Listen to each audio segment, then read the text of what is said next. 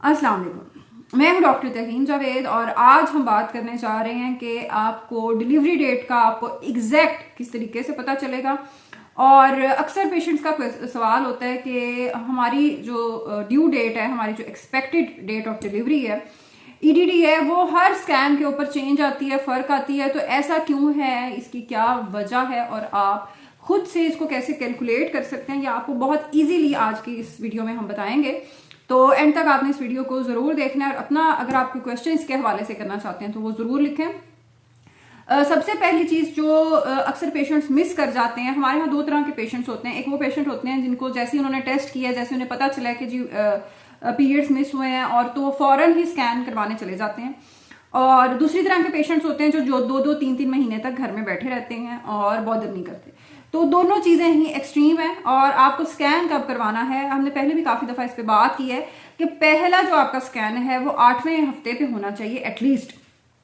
अगर आप पहले करवाना चाहें, कोई पहले आपकी हिस्ट्री है मिसकैरेजेस की, या ऐसे थ्रेटन कोई मिसकैरेज था, या कोई भी ऐसी आपकी हिस्ट्री ऑब्स की रही है जो प्रॉब्लमेटिक रही है, तो आप बिल्कुल आप टीवीएस करवा सकते हैं। आप जल्दी देख सकते हैं कि प्रेगनेंसी है या नहीं, ताकि आपके अकॉर्डिंगली मेडिसिन उसमें शुरू की जा सके। लेकिन अगर ऐसा कोई केस नहीं था तो 8 वीक का जो स्कैन है और उसके ऊपर जो ड्यू डेट आपको दी जाती है अकॉर्डिंग टू द स्कैन, वो काफी हद तक रिलायबल होती है। और आपकी डेट्स का तो खैर इसमें बहुत इंपॉर्टेंट रोल है।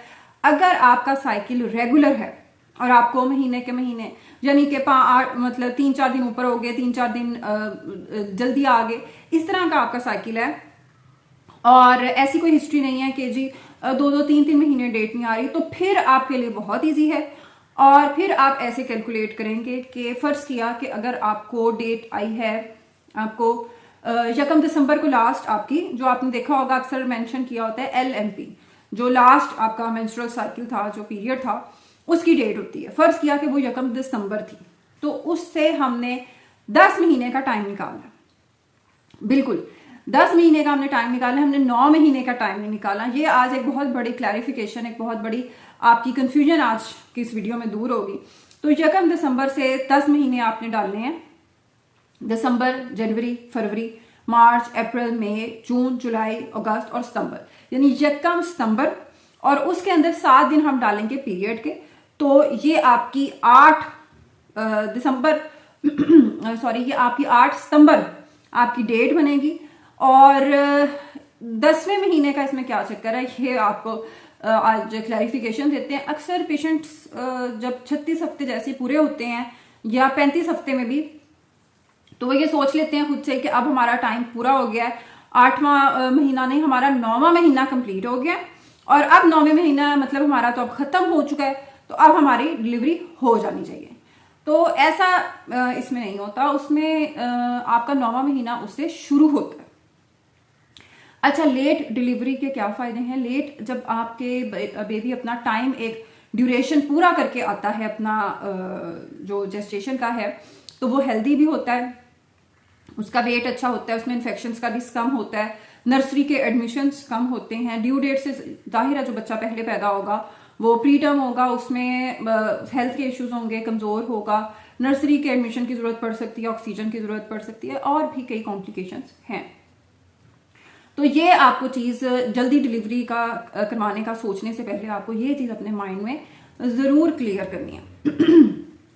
फिर अगर आप लोग पूछते हैं कि इसमें फर्क क्यों आता है, देखिए अगर तो आप हफ्तों के हिसाब से देखते हैं तो हफ्ते के हिसाब से अगर हम देखते हैं, यानी हर महीने में अगर तो 28 दिन टोटल होते हैं, तो फिर तो हमारा होना चाहिए कि हाँ जी ठीक है, 9 आपके जो हफ्ते महीने हुए हैं उसके बाद आपके वीक्स कंप्लीट हो जाते हैं। लेकिन एक्चुअली जो हमारे जो भी महीना है उसमें सिवाय फरवरी के बाकी सारे महीनों में किसी में 30 दिन है, किसी में 31 दिन है, तो ये 2-2, 3-3, 4-4 दिन का जो फर्क आ रहा होता है वो आप अगर उसमें हिसाब लगाएं तो ये 21 दिन यानी कि 3 हफ्ते तो ये वैसे ही बन जाते हैं। 36 वीक्स के अलावा 21 डेज ये वैसे ही बन जाते हैं। तो ये इसमें फर्क आ रहा होता है और उसको हम 10 महीने के हिसाब से लेते हैं। तो 10 महीने एक्चुअली टोटल जो एक एक्सपेक्टेड डिलीवरी का टाइम है, जो जेस्टेशन पूरी है प्रॉपर, वो 10 महीने का टाइम होता है। और अगर आपको इसकी भी चलें, कोई बात नहीं है। अगर आपको इसका कॉन्सेप्ट नहीं भी समझ आ रहा कैलकुलेट करने का महीनों का, तो आप डेज का ले सकते हैं। आपकी जो जेस्टेशन है उसका टोटल टाइम डेज के हिसाब से, दिनों के हिसाब से 280 दिन 280 डेज है। आप उसको भी कैलकुलेट कर सकते हैं बिल्कुल। जो आपकी LMP लास्ट आपकी डेट है, आप उससे उसको कैलकुलेट कर सकते हैं। और अगर आपने स्कैन के हिसाब से चलना है तो 8 वीक्स का आपका जो स्कैन है वो परफेक्ट है। उस पर जो आई है डेट वो बिल्कुल बेहतरीन है। और फिर आगे आगे हम जब जैसे जैसे जाते हैं तो देखें, जो अगर हम स्कैन जो भी सोनोलॉजिस्ट कर रहा है स्कैन, उसमें अगर 1 मिलीमीटर का भी फर्क आता है, थोड़ा सा भी फर्क आता है आपकी मेजरमेंट लेने में, और जाहिर है ह्यूमन एरर है किसी भी सोनोलॉजिस्ट की, ये नहीं हो सकता पॉसिबल कि एक वक्त में आप 2 सोनोलॉजिस्ट के पास भी जाएं और दोनों की एग्जैक्ट एवरी मेजरमेंट उनकी 100% एक ही हो।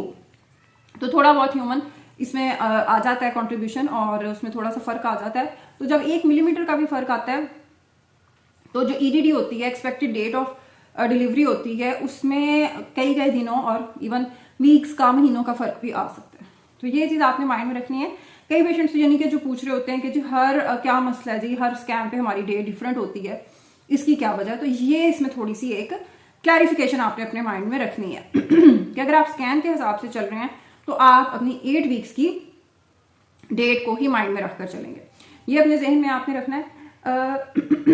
और जल्दी डिलीवरी करवाने का, जल्दी डिलीवर होने का कोई फायदा नहीं होता। और कई पेशेंट्स पूछते हैं कि जी देर होने का नुकसान ये हो सकता है कि अगर तो 40 वीक्स कंप्लीट हो चुके हैं और इतना टाइम हो चुका है तो हम 1 वीक से ऊपर बिल्कुल नहीं जाएंगे। हम 42 वीक्स की भी डिलीवरीज की हुई हैं और देखी हुई हैं, और उसमें बच्चा बिल्कुल ठीक रहता है, लेकिन उसमें आपको फॉलो अप करना पड़ता है कि साथ कोई कॉम्प्लिकेशन तो नहीं थी, क्या पहले कोई पेशेंट की हिस्ट्री तो नहीं थी कि उसके बाद कोई टाइम ज़्यादा होने की वजह से कोई कॉम्प्लिकेशन, जिस तरह के अक्सर हम देखते हैं कि बच्चा स्टूल पास कर देता है, क्योंकि आपका 39-40 वीक्स के बाद ऑटोनोमिक नर्वस सिस्टम एक्टिवेट हो सकता है, और उसमें बच्चे का फिर ये हो सकता है कि वो पेट में स्टूल पास कर दे, जो जाहिर है कॉम्प्लिकेशन है। बच्चा उसको इनहेल कर सकता है और फौरी ऑपरेट करना, क्योंकि ज़रूरी नहीं है कि पेशेंट उस टाइम हॉस्पिटल के पास हो तो इट और डायग्नोस नहीं हो रहा और अभी पता नहीं है कि डायग्नोसिस क्या है, क्या सिचुएशन क्या है अंदर, जाहिर है वो हॉस्पिटल जाने के बाद पता चलनी है आपको। तो ये एक कॉम्प्लिकेशन और एक ऑप्स की एक इमरजेंसी है, और उसमें फौरी डिलीवर करना पेशेंट को, और सिजेरियन भी समटाइम्स करना ज़रूरी हो जाता है। तो ये चीज़ आपने सिर्फ अपने माइंड में रखनी है कि 40 वीक्स के बाद आप बहुत ज़्यादा उससे आगे ना जाएं, लेकिन 40 वीक्स तक आप बहुत इजीली वेट कर सकते हैं, क्योंकि आपका जो 9वां महीना है वो 36 हफ्ते से शुरू होता है, उस पर ख़त्म नहीं होता। तो ये चीज़ अपने माइंड में आपने ज़रूर रखनी है। अल्लाह हाफिज़।